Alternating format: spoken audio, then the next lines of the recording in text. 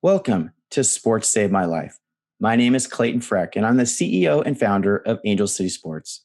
We know the power of sport to change and in some cases save lives. We hear these compelling stories every day, and we created this show to share them with the world. Enjoy the show, and remember to like, follow, share, and comment. Today, I have a really special guest in Haven Shepherd. And before we get into some of her story and background, I just want to put a little warning out to parents of smaller children. As a fellow parent and protector of little ones in my family, I would say the subject matter we're going to cover today is probably going to be tough for kids that are maybe, not teenagers yet. Probably teenagers and above will be fine. So just a little warning to any parents out there. And let me just do the intro for Haven. So Haven, now 18 years old, was born in a small town in Vietnam, and she lost her legs to an attempted family suicide when she was only 14 months old. She was adopted by Rob and Shelley, right? Mm-hmm. Yeah. I don't know why I blanked on your mom's name for a second there. When she was just a toddler, she grew up in a small town, Carthage, Missouri? Carthage, yeah. Right? Yeah, Carthage. And has been a multi-sport athlete for many, many years. And we believe we first met on the track at the Endeavor Games in 2013. She won 2 silvers and a bronze at the 2019 Pan American Games in Lima, Peru. She's hitting the emerging standard for the U.S. Paralympic swim team, is, I think, planning to go to trials this June and hopefully make the Tokyo Paralympic team. She's also a well-regarded ambassador for organizations like Challenged Athletes Foundation, Navability, and Angel City. She's a model. She's a motivational speaker. But beyond all that, and listen, she's only 18. She's done a lot. She is, for me, one of the coolest, most engaging and kind teenagers that I think you'll ever meet. Most teenagers sort of barely glance up at adults. And that's just never been the case with Haven. She lights up the room and will engage with anybody of any age, children and adults alike. So welcome to the show, Haven. Yeah, hi, thanks for having me. Ezra's dad. Yes, I know. That's how Haven knows me. So what comes to mind when you hear the title of our show, Sports Saved My Life? First of all, I thought you were having your own talk show. I was like, oh my gosh, that's so amazing. But I think that's so cool. I think it's going to be a great opportunity for Angel City and for you guys to kind of open the door for more adaptive athletes and just athletes, period. No adaptive, but we're just all athletes. And just showing our hard work every single day. I was thinking about it the other day. I was like, people don't really know what it takes to be on this level, Ezra's level, my level. Like, they think we're just doing this for fun, and they don't know we do this day in, day out. Like, only time we really rest is like when we sleep at night. Like, there's no like school, there's so much other things in the way that get in our way during the day. And it's just so amazing that you're just giving us a platform and a spotlight to just talk about these things that just happen in our day-to-day lives. Well, listen, the true goal of the show is to find more athletes, right? And by showing the world all these powerful stories, we're hopeful that others will see themselves in some of these stories. So where would you be without sport? I always joke with my mom that she missed the opportunity for me to learn how to play piano. But Because you were too busy like running and swimming and doing everything else. Yeah, that's always what I told her. I was thrown into sports when I was very young. So I am the youngest out of 7. So I'm the 7th child. A piano player? Like, is that your answer? Like you'd be a piano, you'd be a musician? Yeah, that's what I told my mom. I was like, Mom, what if you didn't put me in sports, what you would have done with me? She's like, oh, I would have bought you a piano. I was like, and I'm 18-year-old. I'm 18 now. And I'm like, where's my piano? Like, why'd you put me in softball? I hated softball. But I wouldn't be where I'm at today if I didn't even have sports in my life just to teach me all my life experiences. I mean, I don't yes, sports, they bring me up to, competing internationally, being on a really high class level. But I've just learned so much emotionally, just going through the emotions of being on a team trip, traveling by myself, learning how to handle really tough situations when my parents aren't there. So I feel like if I didn't have sports, I would be very lost and even more socially awkward than I am now. I mean, listen, if you're socially awkward, the world's got problems because you are very good socially. All right, beautiful. So before we dig into your backstory, tell me who you are in one sentence. Who am I? I am a person that lives for other people. I've been really into that saying of everybody always. And I think, my life is not my own. I truly want to inspire other people and show them that nothing can stand in their way. I bet that's how you raised Ezra too, just living life to the fullest and showing people that, we can do anything. I feel like that's my main purpose right now is just showing people that I can do whatever I want. And if that inspires them to do something that day that they didn't even think about, that was my goal for that day. I just think I think it's something so special about today's day and age of where we can just share everything, and it's a good thing and a bad thing. So I feel like right now is definitely a time to lift everybody up. Right. All right. I have to ask, is there significance behind your name? Yes. So if I don't know if you guys know, my full name is Haven Faith Shepherd. And I've said this since I was very young. I've always said I am not getting married because I do not want to change my last name. But then now I'm older, I learned that I don't have to change my last name. You do have a pretty cool name. Yeah, it's like a statement name, but Haven means almost like a brand, right? It's almost like this big brand. Yeah, I need a stamp. I can just stamp it on when I sign stuff. But Haven means safe, a safe bay, and actually means a safe place. And when I was adopted, my mom just really felt like I just came from such a really tough situation, a very broken situation, and just a bunch of crazy things throughout my story. And I bet you've heard from my mom, but so many crazy things have happened throughout my life when I was younger, that there's so many miracles where she felt like I am a miracle. I am a safe place for other people because I've always just been a very social person. And that's where my name comes from. She felt like that was really important for me to know that, you're safe. I'm safe. And Faith was actually my first name. I was actually, so when they first got me from Asia, they had a name for me. They had the name Faith, and Faith. And this is so crazy. I even think about it now. Faith means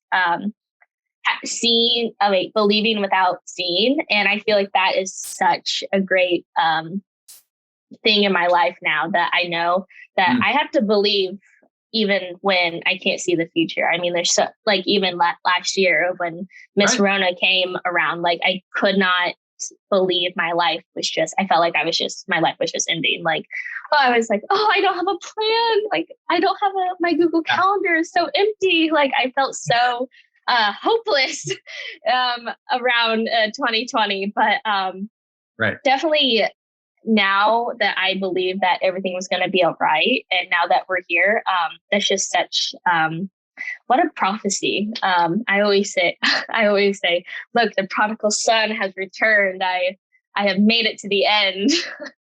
And you're really a remarkable young woman, and you're so wise as well, which I love about you. All right, so let's dig in.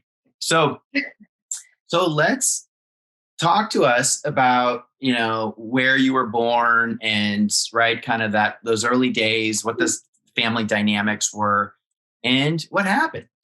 Mm-hmm.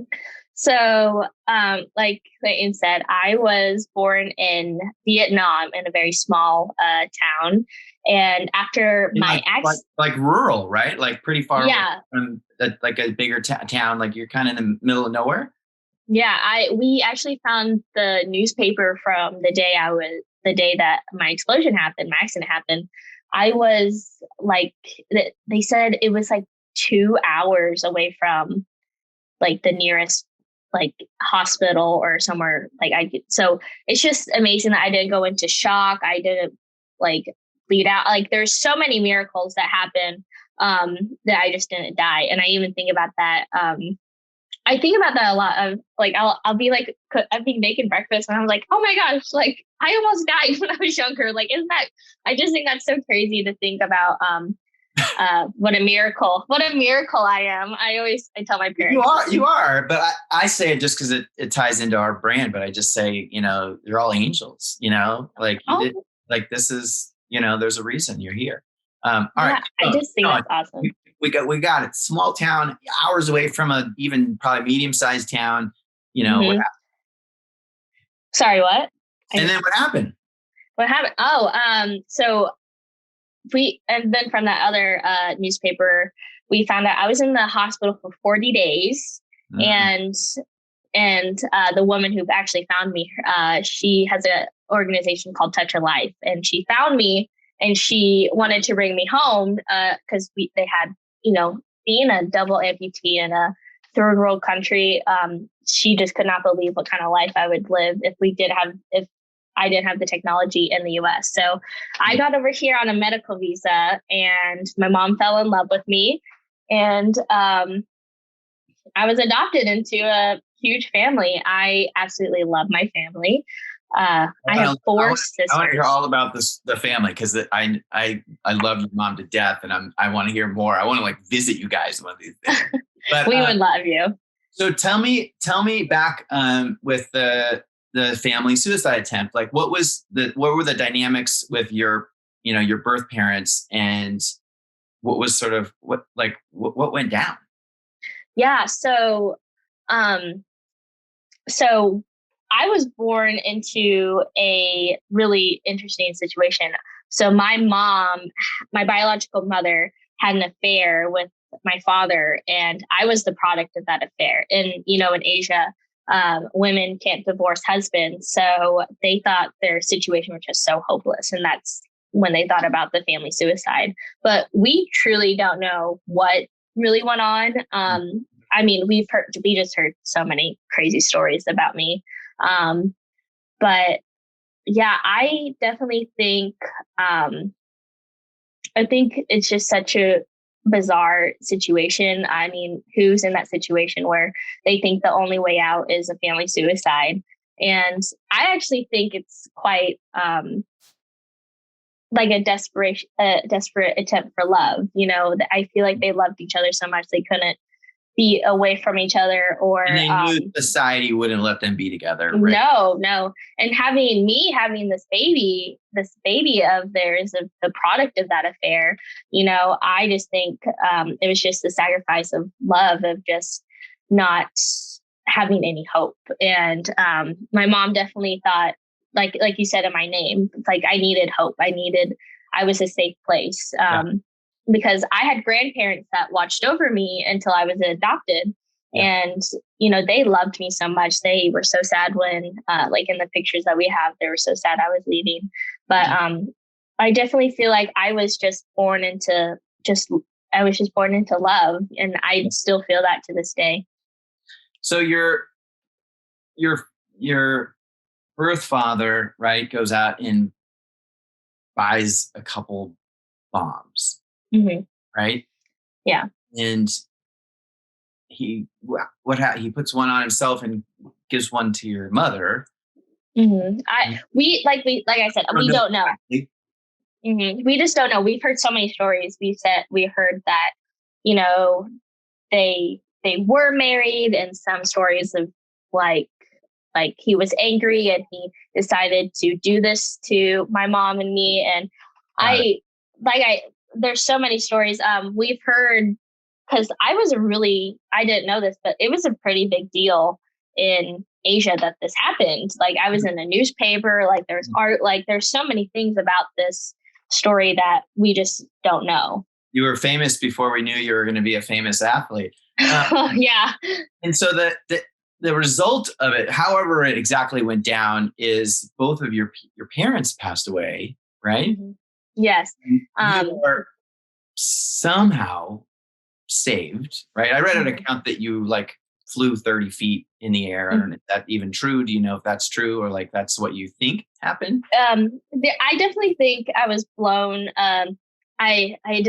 To make lightheartedness of the story, I always say, yeah, Michael Jordan and I, we have something in common. We were airborne. I definitely think that's pretty awesome. But I just think it's just such an amazing story to think that I was, I almost died. And amazing. The fact that I was blown 30 feet, I had shrapnel in my hair, this little baby, my legs were damaged. Like, it's just so many things that like somebody had to find me. Like, they couldn't imagine like where I was. Like, I was just like, I was 14 months old.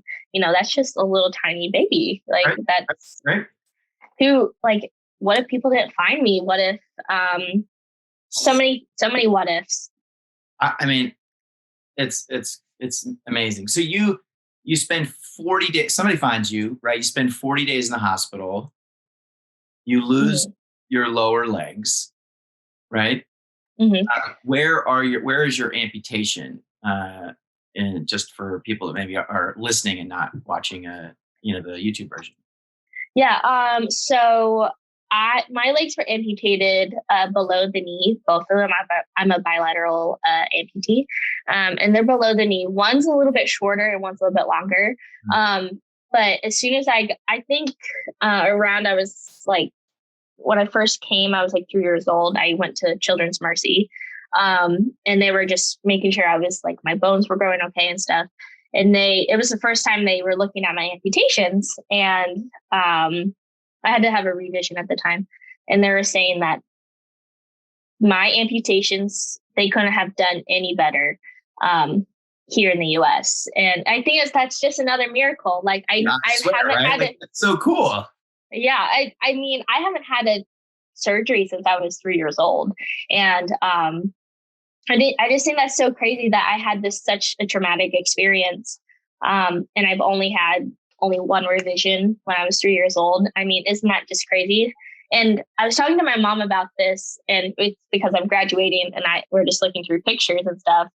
And I was like, Mom, isn't it crazy to think that, like, I was born like completely normal? Like, I had I had legs, I walked around. Like, isn't that crazy? And then I was thinking about it, and I was like, oh, I really hope I don't ever see myself with like having legs. It would just freak me out. Like, I'm just so used to seeing myself in my prosthetics. And I just told her, I was like, if you ever find a picture of me with legs, I do not want to see it. Like, it would just weird me out so much.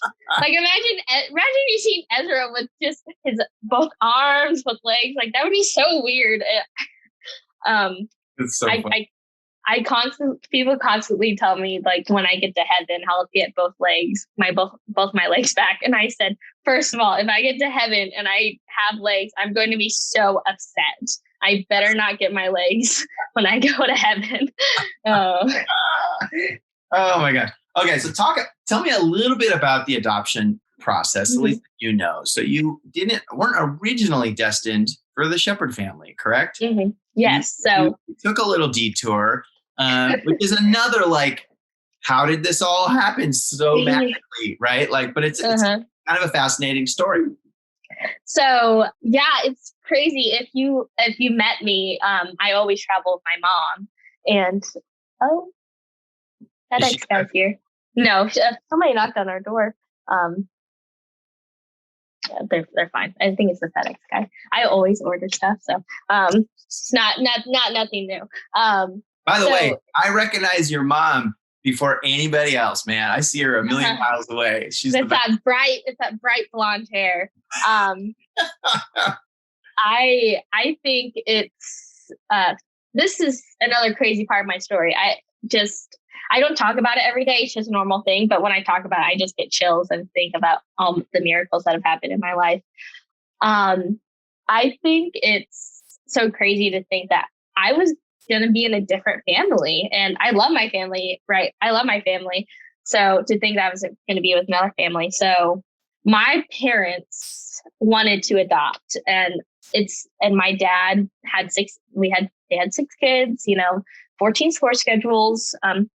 They had a freshman in college and a kindergartner. I mean, that was their big age difference. I mean, so I only have 3 kids, and it's like so much, like it's yeah. I don't know how they did it. I don't even know how they did it either. I was telling her, my sister just had her first baby, and she was like, "Mom, I'm exhausted. How'd you do it 6 times?" And she was like, "You just took it day by day." But so my mom had to convince my dad for a long, long time that they needed to adopt, and my dad finally got on board. And it was around the time that I was found. Pam, who runs Touch a Life, she found me in the newspaper in Asia, and she was like, "Hey, do you want to go on this trip with us to rescue this baby?" And they were like, "Yeah, sure." And that is like, they are very planned people, nothing very spontaneous. And that was so spontaneous of them. And my mom was like, "I don't even know how I got your dad on that trip, on that plane," of just saying like, "Yeah, let's go." So another miracle thing. And also, it's not like, "Oh yeah, let's go to Japan or South for vacation." Korea. You're going to Vietnam. Like, it's like, yeah, it's right. Yeah, a 24-hour trip. Just to get somebody else's baby. So somebody in the church wanted to adopt me at the time, and they were great people, but my mom felt like my mom just spent the whole 2 weeks with me. So she just fell in love with me every single day. And when they brought me home to this other family, she was just devastated because she was just giving up this baby that she's connected with for 14 days and just giving her away. And I was 30 minutes away too. They lived in a different town. And so, my mom said she was just so heartbroken and so angry at my dad for she was like, "Why didn't you let me fight for her?" And so another crazy story. I was with them for 6 days. I was with them for 6 days, that other family. And Pam. Only 6 days? Only 6 days. And they were having so much trouble with me. And I never cried on that trip when they came and got me entire 14 days. I mean, I lost my legs. I lost my parents. I just was taken away from my grandparents. So many crazy stuff. So the fact that I was only with them for 6 days and I was so upset the entire time. But hold on. So I don't have a lot of memories from before kindergarten. Do you remember any of this? No, I think my first through your parents. I feel like my only first memory was when I was 7 or 8 at my first track meet. That's really sad, but I don't even have memories that far back. I think that's your first memory is you're 7 years old in a track meet? Come on. I can't even. It's just so much trauma, Clayton. There's just so much stuff that I've had to process. She pulls the trauma card. All right. But I was not having a good time with that family. They didn't feel like it was the right fit. They also had a baby. My age. So, it was really hard for. But just time out here. You're with your current who ended up being your parents for a couple of weeks, kind of going through the whole process to leave the country and all this stuff. Mm-hmm. And you're calm. Mm-hmm. You get to this new family and you're not calm. You're not happy. Mm-hmm. You knew. Oh, You knew as this little toddler, you're 3 years old, something, right? You knew where you were supposed to be. Mm-hmm. And cool. That's like, another thing. Like go find a 3-year-old. The 3-year-olds are so clueless, but this is amazing. Your soul knew where it needed to be. Yes. And I never cried. I'm like I was now. My mom said I was very happy. I loved putting on her flip-flops and her jewelry. Like, I was a very happy child when I was with her, and for her to come over and see that I was so upset and sad. And they ultimately decided that I wasn't I just wasn't the right fit for their family. We obviously want her to be happy. So my mom just snatched me up. But wow. After the 6 days, I came home to my family now, and it was a whirlwind because you had 6 other kids, and my sister Chloe, she was 9 years old at the time, and I still know the story to this day. She said she remembers she was in class and praying that mom and dad would bring this baby home, because they always want, because she said, I just want another little sister. Like, Mom, why can't she be our baby? And she was like, no, Chloe, we need a kid with legs. Come on, we got 14 sports schedules. I mean, they were just on it. So little did she know, I would keep Mom busy the most. I know. I know that drill.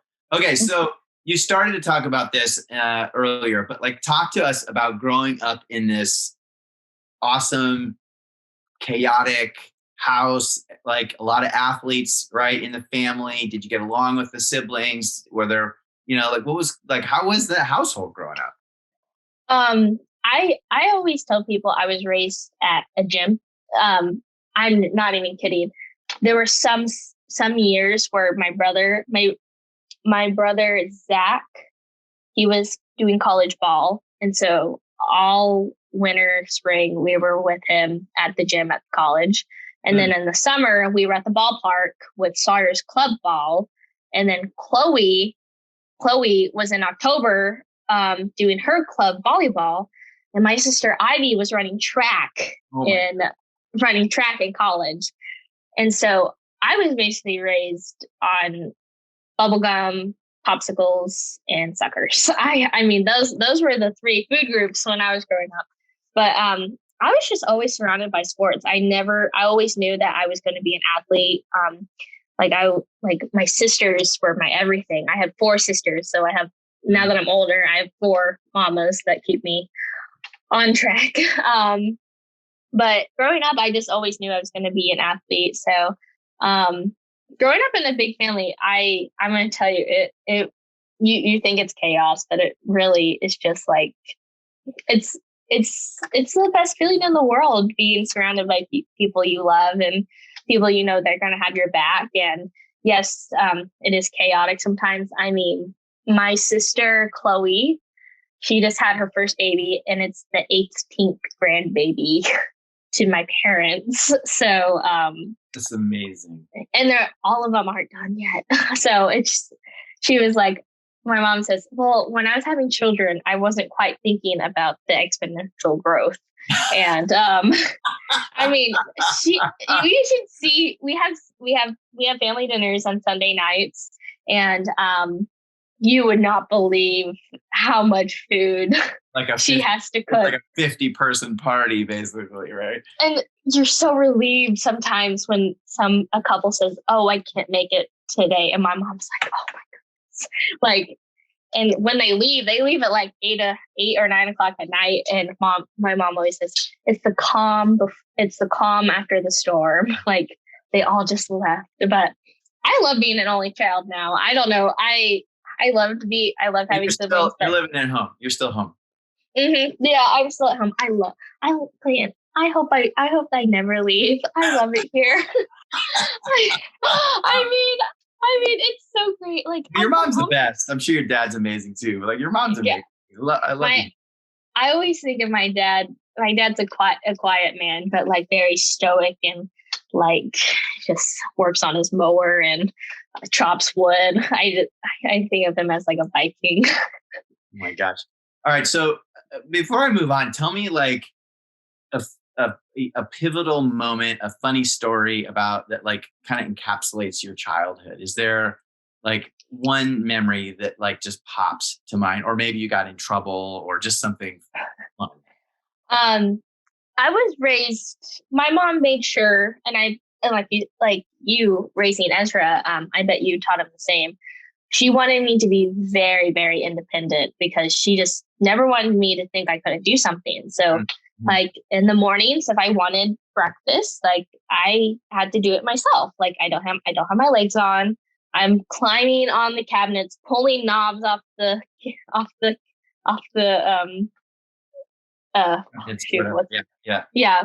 I'm pulling knobs off the cabinets. I'm climbing on the fridge. Like if I wanted cereal, I have to go get it myself. So I would climb up on the cabinet and I would open the cabinet and get a bowl, and I would get my cereal and reach across to get the milk. Like I did everything myself. And I did ask for help, but I think that was a really great thing that I do now. Like I don't need help because I always did it myself. So that's a memory that pops out the most. Of you like literally remember climbing the counters and like I remember ripping off knobs off cabinets. Like that's how I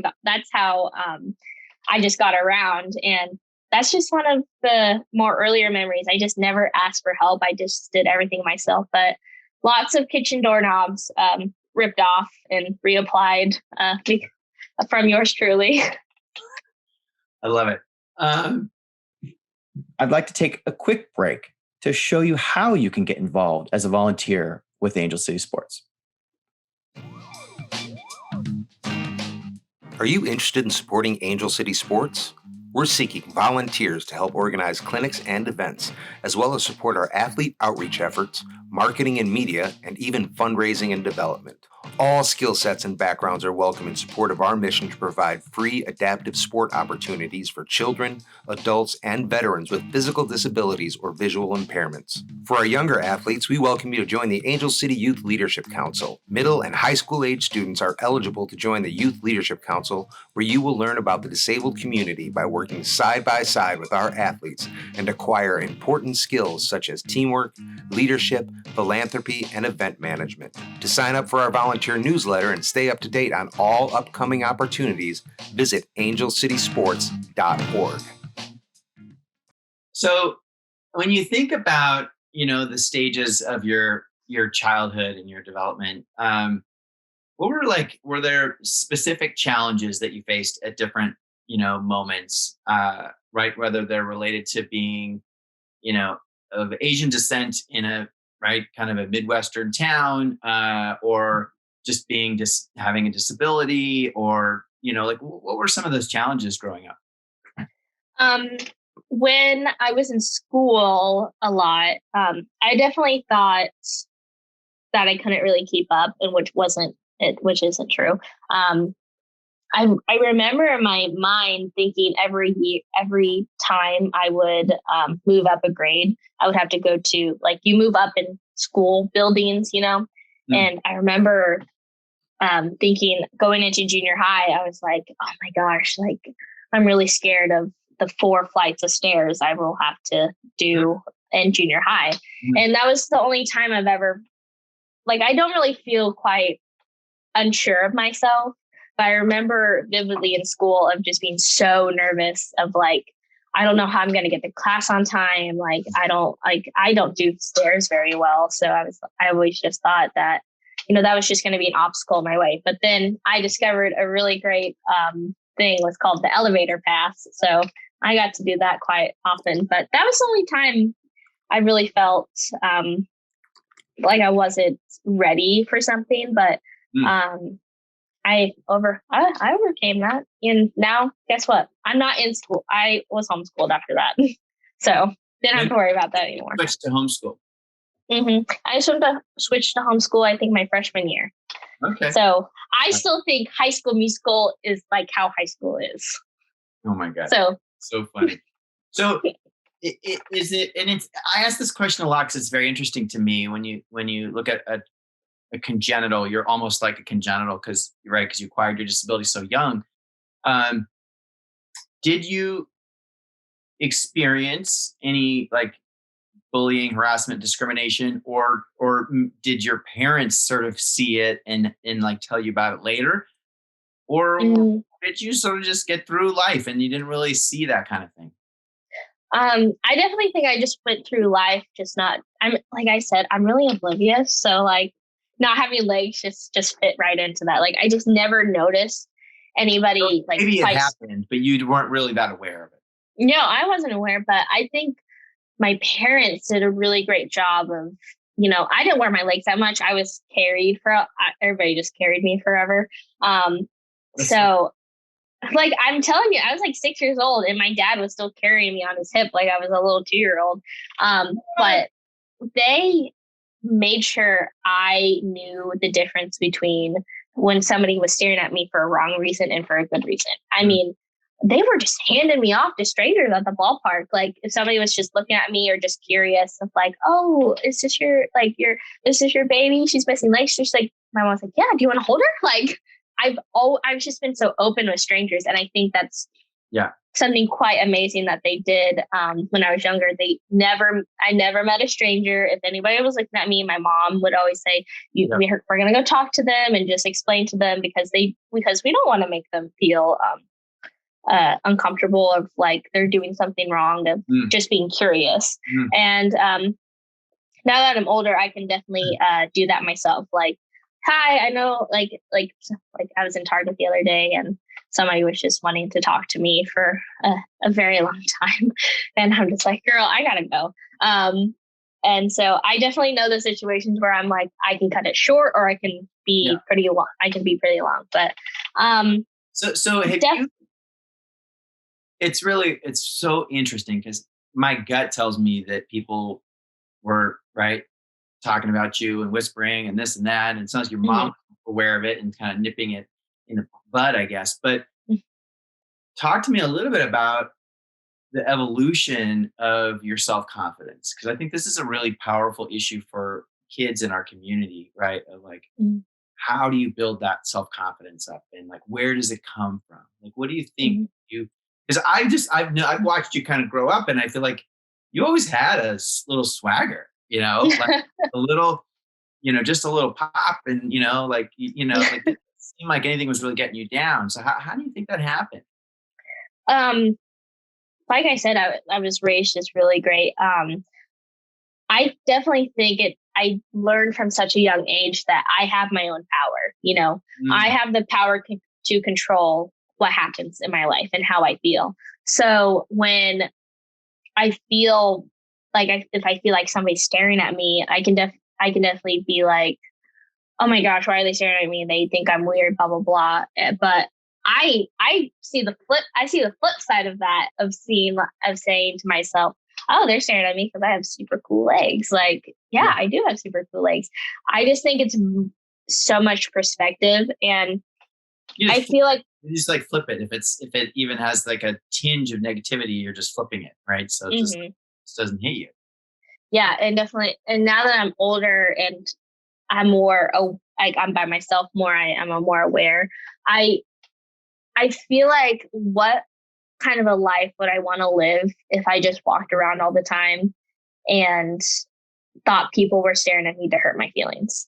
And that would be a really sad life. I would not want to live like that. And it's so important nowadays because people have phones and they can say whatever they want online.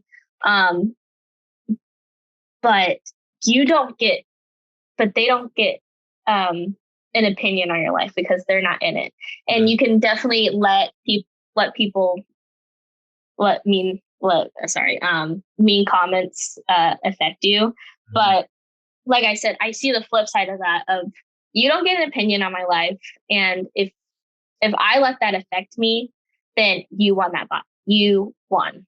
And I always want to win. So I always just look at it so differently. So, and also I think I'm just a very cheerful person. I've always been just kind of like a happy-go-lucky person. My friends say life is just gonna bite me in the butt when I am disappointed one day. They say, Haven, have you ever been sad? And I was like, well, I don't think I've cried in the last 4 years, so I don't think so. So I'm just kind of a happy person. I love that.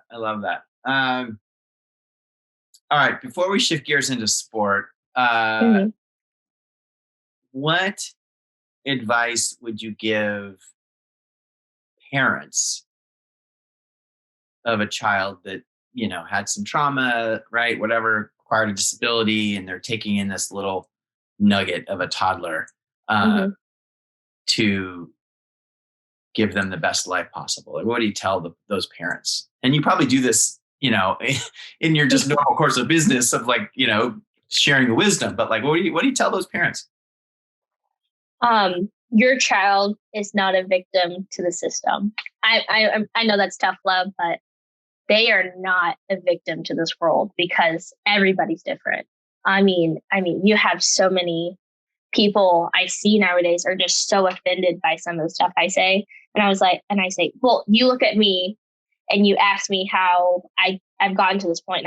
And I always tell them, because I don't let other people control my life or affect how I'm feeling. So I feel like that's definitely tough love, and people obviously don't like to hear that, but you cannot let your child think that they're less than because of a disability. Because guess what? When you tell your child that, oh, I'm so sorry that you have a disability and I'm sorry that they're staring at you.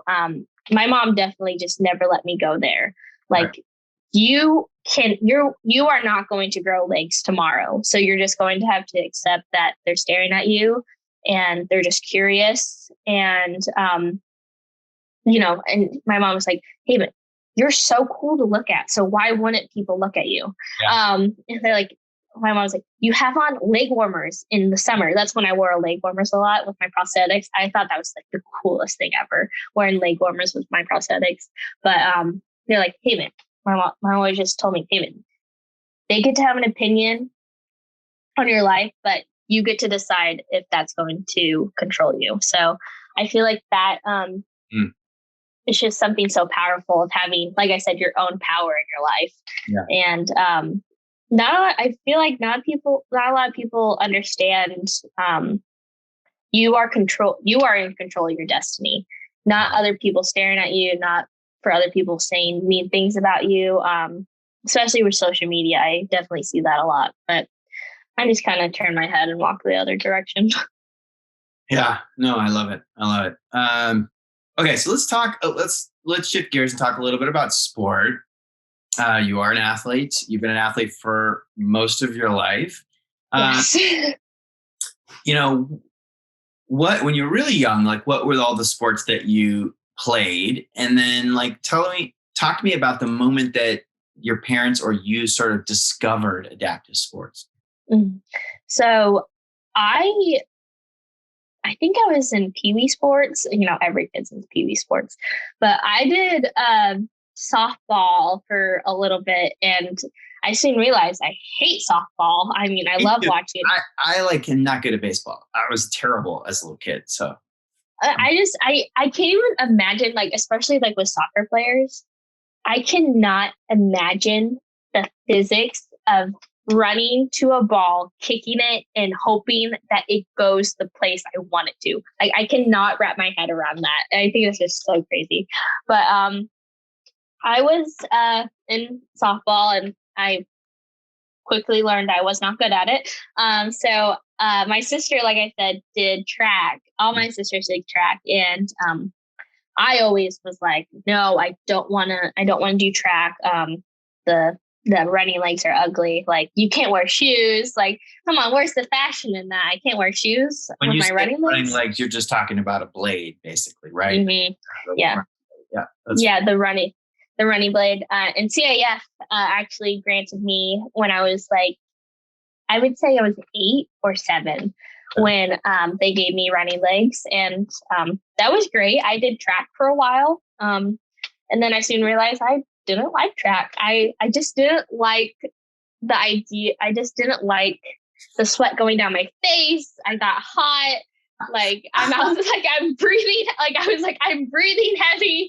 I'm starting to cry. Like, just so many things happened with track. I was like, dirty out there on the track. I mean, whatever. I mean, I was like, come on, I have to wear sunscreen. Like, Mom, get that stuff away from me. But I just didn't. Hold on. How old were you when you made that like realization you did like track? Because that's dang funny. I was like 11. No. I was like, I remember my sister took me out to practice on the track and stuff. And I think I was just running. And then I started to cry. And then I started to cry even more. And I called my mom and I was like, Mom, 11 years old. Mom, I just personally don't think that if you start to cry when you start to do your sport, it's not the right sport for you. And I hung up and I never went on the track again. But by the way, okay, this is a really hard thing as a parent to know, like, when do you like listen to your kids and when do you like force them to keep doing right track? Because, you know, in my case with Ezra, I like made him do like 9 events. You might even remember back. He would do every event he could do. And like, he would be so mad. He'd be like, that's too many events. But we found 3 events that he's really good at and he loves. So like, I don't know, like, when do you listen to this little 11-year-old that's crying, that's like, you know, in your own head about, I don't know. It's not easy. Also, I'm a girl. So I'm a girl. So emotions are always at the very tip top. So okay. But so you start out doing some track. So you got connected to the CAF early, which sounds like, which is great. Like, but like, when did you sort of find adaptive sport? Was it on the track? Did you go to the Endeavor Games? Like, what happened? So, yeah, like at the Endeavor Games, it was like my first time I ever saw like a bunch of amputees, and I was 8 years old, and that was just kind of eye opening. And then obviously I got into, you know, Haven, do you know about the Paralympics? And I got invited to junior nationals and for track, and then I got more in deep with the Paralympic swimming because they had a swim clinic there. And I realized, I was like, well, I don't feel myself sweating, and I breathe a lot easier with swimming. So why not just hop on to swimming? But do you remember the feeling of seeing, right, dozens and dozens of amputees of all ages, sizes, you know, whatever? Do you remember that feeling, like what it meant to you at the moment? Yeah. I feel like I met Ezra and just a couple other my really good friends, Cooper Blair, really, really early when I was younger. And my mom was really worried that, you know, Haven, I don't know if Haven's going to make friends. Like, these people have been friends forever. And like 2 seconds later, she sees me, like on the track talking to like you, Ezra, like a bunch of adults. She was like, I think she's okay. But I do remember, it's just such a different feeling to be with your amputee friends, because, you know, I've had my friends have cancer, you know, just traumatic experiences. There's just such a different bond with amputees because nobody lives, like, you can have friends, you know, but they will never understand kind of the stuff that you have to go through at a very young age, losing a limb or just being an amputee in general. They can empathize with you as much as they can, but I feel like your friends that are in the same boat as you, there's just no other connection like that. Well, you're like, these are my people. And I feel like those relationships, they develop very fast, and they are they're tight, even if people aren't in the same cities and don't see each other a lot. So I think there's something really beautiful there about, building that community. Okay. So the story of the shift from track to swimming is super funny. I just love the image of like, I'm sweating. I don't like the sweat. Like, so, you've done really well as a para swimmer, right, over the last few years, making a bunch of these bigger IPC meets and going to Lima for the Pan American Games. Maybe just tell me a little bit about the journey to Lima and kind of what you learned, what you took away, because you were still relatively young, right? Going to a big international meet like that. Mm-hmm. Yeah, you did well, right? I did so good. You got some hardware, which is awesome. Well, yeah. Swimming just was a click for me. I've always had a real big connection with the water. We had a pool in our backyard, and my dad was very fearful that, a little 3-year-old with a big pool, like I could just and High Haven type of thing. So I learned how to swim from a very young age. And as soon as our pool opened in August, I was in there like every single day. I definitely think it was just such, like I said, another miracle moment where it just clicked for me. Swimming was just so perfect for me. I didn't have to wear my legs. I didn't have to feel the sweat on my face. I just loved it so much. I just had such a special connection, and then I didn't have to force it. I remember just telling myself all the time, like, okay, you just need to run a little bit today, and then you can just rest. And with swimming, I always just looked forward to it all the time. I mean, come on, just playing around, splashing around with water. But then I soon realized that when I got serious, that playing around in the water is not going to cut it for being a professional. So swimming just really opened so many more doors than track did. I feel like I was an okay runner, but I wasn't never spectacular. Like, was there a moment that you remember in your swim career that you were like, okay, I'm good. Mm-hmm. And if I focus, I could be great. I could make an Olympic team. Like, was there like a pivotal moment? Was there like a meet or an event or meeting somebody that inspired you? Was there a moment that like, oh, I can do this? Mm-hmm. I would definitely say at 2016 trials, I got to go. I was 12 or 13. I can't really remember, but, I was just doing it for fun at the time. I had really good qualifying times. I had all my Canadian American times. I had a few times, but I remember at 2016 trials, I don't even know if Ezra was like thinking about the Paralympics at that point. But I was probably the youngest one there. And I remember in my best event, it was 100 breast. Where was trials in 16? Was it in Charlotte? Charlotte. Okay, there you go. Yeah, Charlotte. We didn't make it, but I remember it. It was just kind of a crazy experience. I mean, having a 12-year-old at trials is just too much. I remember getting on the blocks for my 100 breast, and that was my best event. And I was either going to get touch third or fourth. And I remember getting on the blocks and gripping the blocks and just thinking, okay, if I touch third, then I'm probably going to go to the Paralympics. And if I touch fourth, then I'm going to summer camp. And I went to summer camp that summer. So, and after that, I definitely felt like after seeing like the Paralympics, it was broadcast more.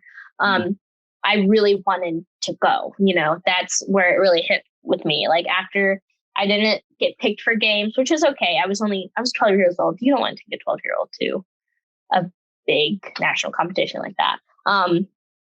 So after that, from that point on, I felt really serious.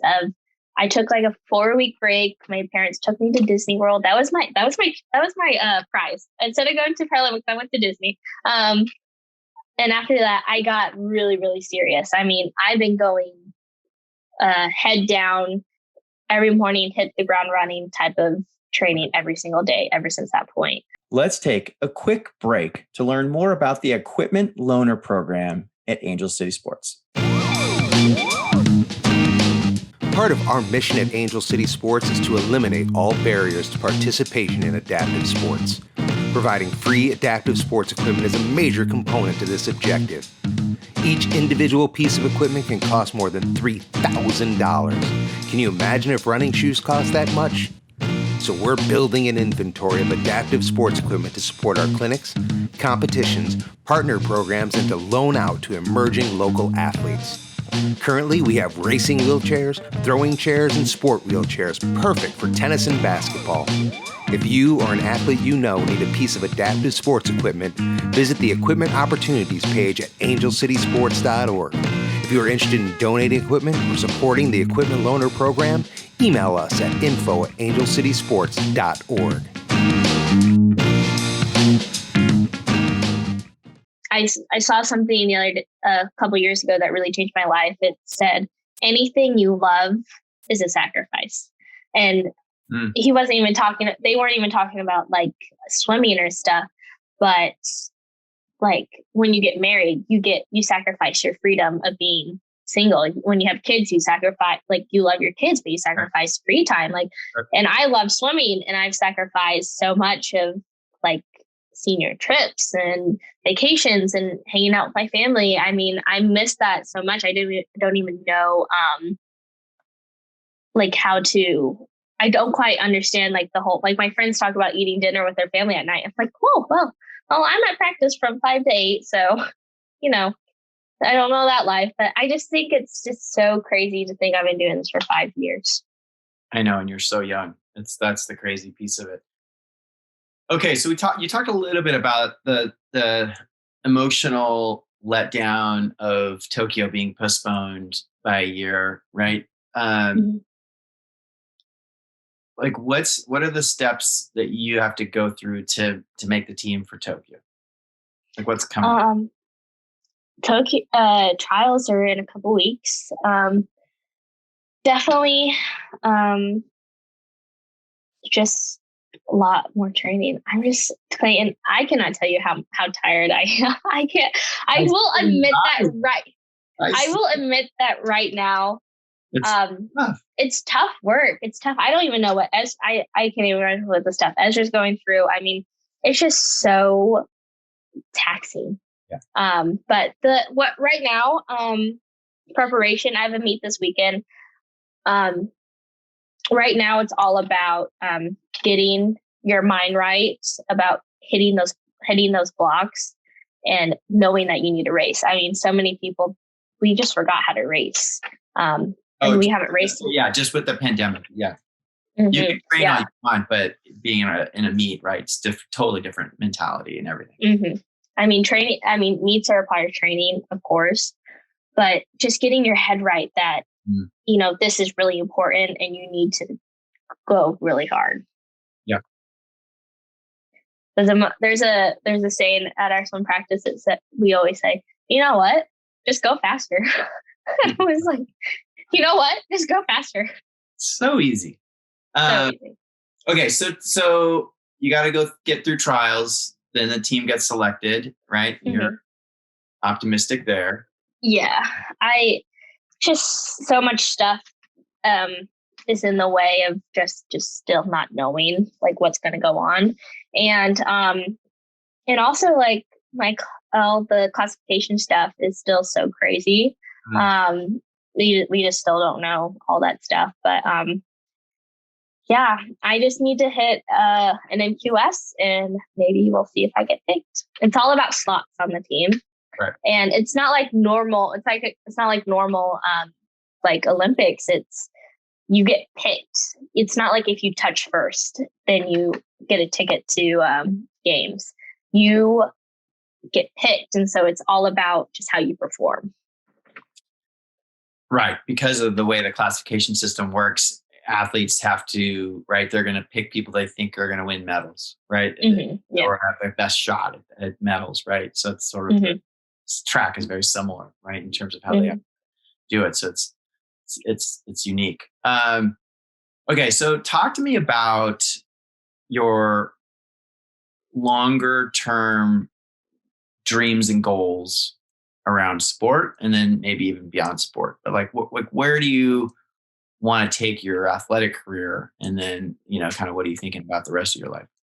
Mm-hmm. I definitely need to get just a little question. Yeah. I definitely want to get through these games. And I will train to Paris. And if I make that team, yay. And I feel like after that, I'll definitely retire. Okay. And then I think just depends. Like, I don't. So we're in 2021, Paris is in 3. So you'll be so young when you retire. Yeah, but I feel so old now. I definitely want to see if I want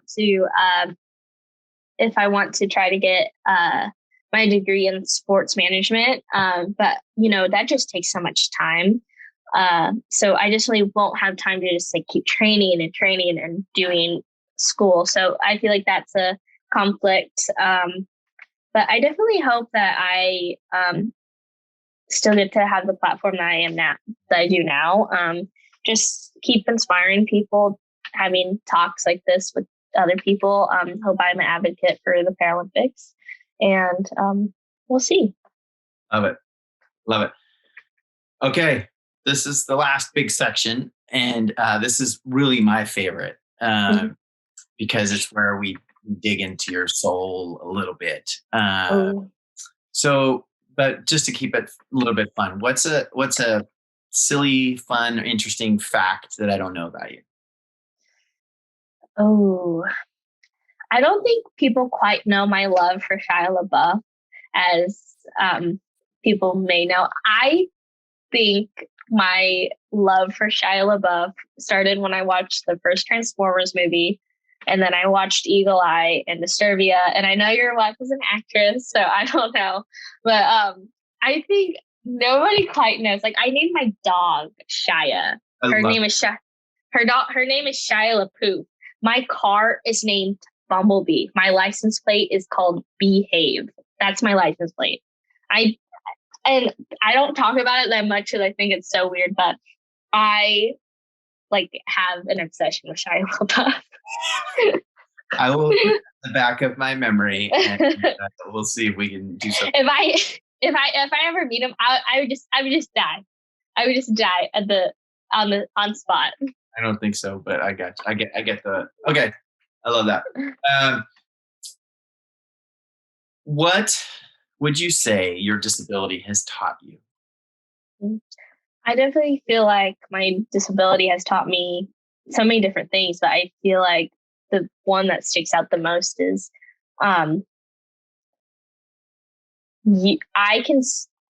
if I didn't have my disability, I don't feel as special as I do if I had legs. I feel so special that I don't have legs. I feel like it makes me stand out. Yep. My not being an amputee in general has made me feel like I have this big spotlight on me that I was supposed to have, and some people don't quite necessarily are more conservative with their amputations, but I definitely feel like my not having legs was just something that needed to something that was just destined for me. I love not having legs, but I definitely feel like not having legs gave me a bigger platform to talk to people and get to know people that I would probably have never met before. I love it. And there is something to it, right? Because you draw attention, for a variety of reasons, mostly innocent and positive, right? And it is an opportunity, right? What do you do with that attention, right, when you get it? And I love that. I know you're gonna have a really good answer here, but what have you learned in your vast 18 years of existence around self-acceptance? I definitely feel like around self-acceptance, I never really had a hard time with accepting who I was. I'm Asian, I'm adopted, I don't have legs. Like, I have all these different things in my way, but I feel like where I've really truly accepted everything about myself is when I asked myself this really hard question was, I cannot change anything about myself, but I can change the way my future is going to look. I mean, there's so many different things that could have happened. Like I could have just been a little hermit playing piano, living in Carthage, Missouri. Like that could have just been my life. Right. But I flipped that coin of wanting to have a bigger and broader life. Of I wanted to touch people. I wanted to have these experiences that nobody else could have. Like, and I just wanted to look at myself in such a positive way that nobody else could touch. I mean, I could have been just so mopey. I could have been sad about that I don't have legs. Like, oh, I wish I had my legs back. Like, but no, when I think about this all the time. When people ask me if I'm ever going to get like real looking legs, I always say, why would I want real looking legs when I already don't have legs? Right. I just don't see the logic in that. Like if I don't have something, why would I want it? So I feel like that's what my motto's been ever since. I love that. What have you learned from whatever big mistakes or failures in your life? And how'd you get past them? So I definitely think not a lot of people know this about me, but I'm actually quite an introvert. Like I said, I love being at home, but I really love being at home. Like if I wouldn't have to leave my house all the time, I wouldn't. I feel like not a lot of people nowadays know how to deal with themselves. I mean, we have so many other things in this world to just keep distracting us. You know, we have self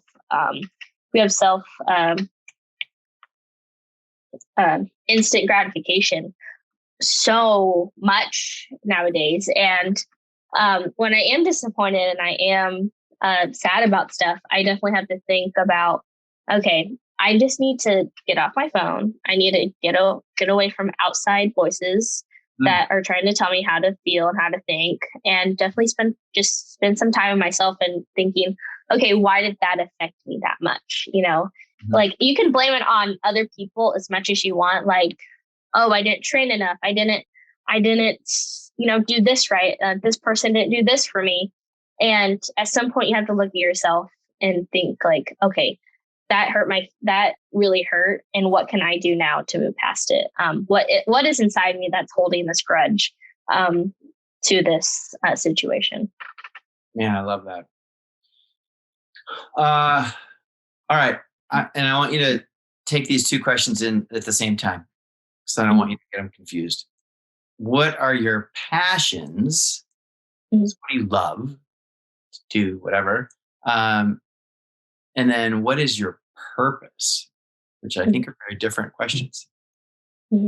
I feel like my passion and my purpose do intertwine with each other. My passion is people. I love people. You see me on deck, and you see me all the time. And Stop. I want to live for other people, and just feeling like there's nothing that satisfies your soul so much when somebody goes up and tells you that, they follow you on Instagram and they meet you in person and they are just amazed that you're the same person. I feel like that happens to me all the time, where, I talk to everybody. Like I talk to everybody like I don't even know.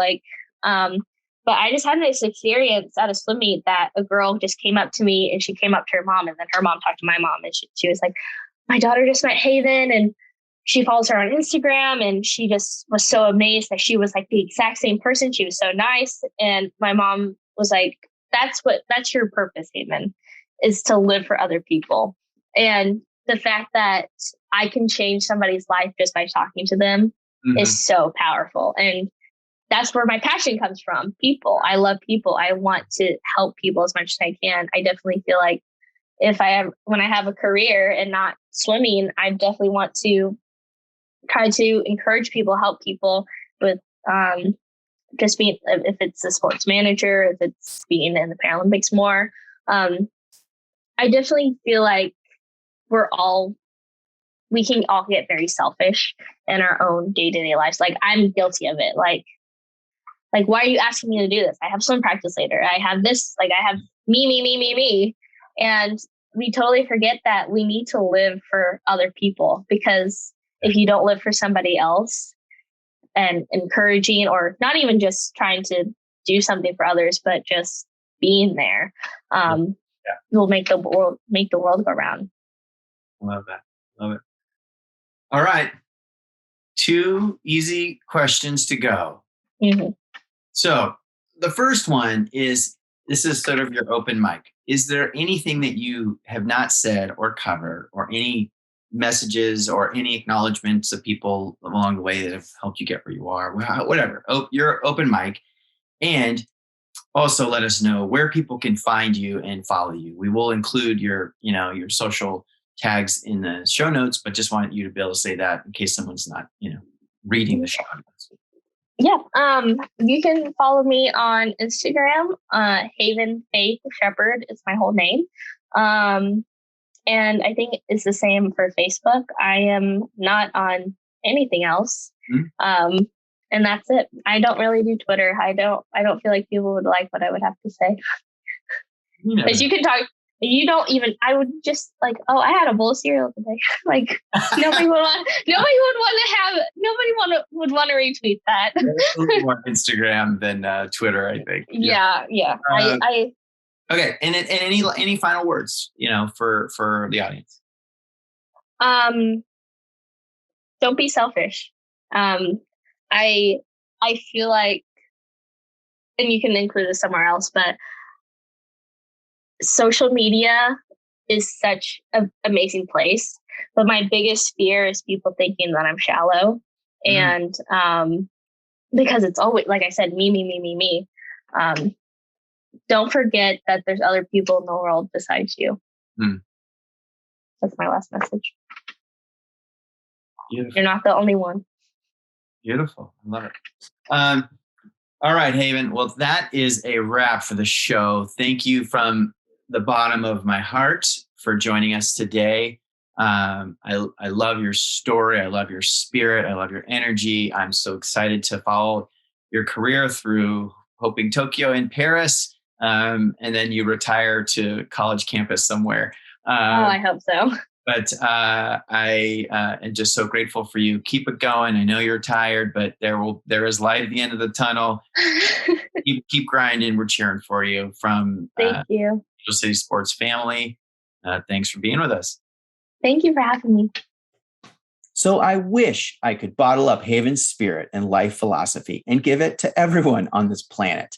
I'm excited to announce that she qualified for the Tokyo Paralympics. So please tune in to NBC and watch her. In our next episode, legendary 4-time Paralympian swimmer and double above knee amputee Rudy Garcia Tolson shares his story.